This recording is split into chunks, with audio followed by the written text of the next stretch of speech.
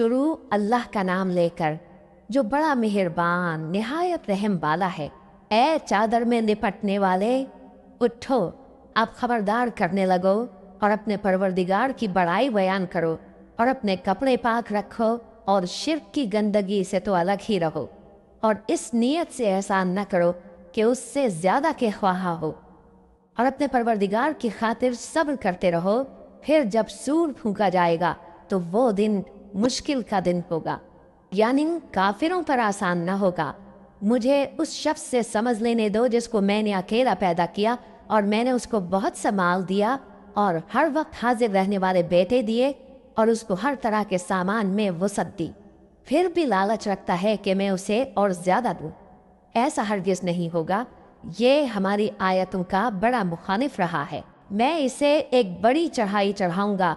इसने गौर व फिक्र किया और एक बार ठहरा ली। ये मारा जाए, इसने कैसी तजवीज़ की। फिर ये मारा जाए, इसने ये कैसी तजवीज़ की।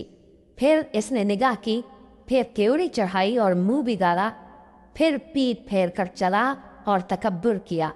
फिर कहने लगा, ये तो जादू है जो पहले लोगों से बराबर होता आया है। फिर बोला, ये अल्लाह का कलाम नहीं बल्कि बशर का कलाम है।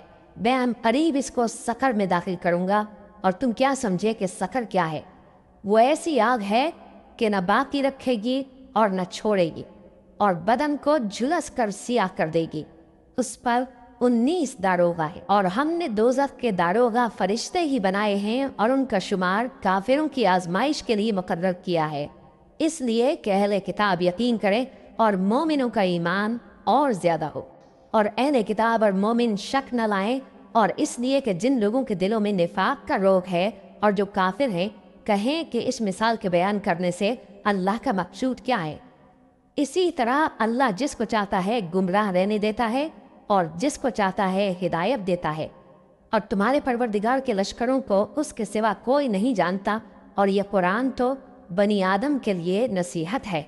हाँ हाँ, कसम है चांद की और रात की जब रुखसत होने लगे और सुबह की जब रोशन हो जाए कि वो आग एक बहुत बड़ी आफत है।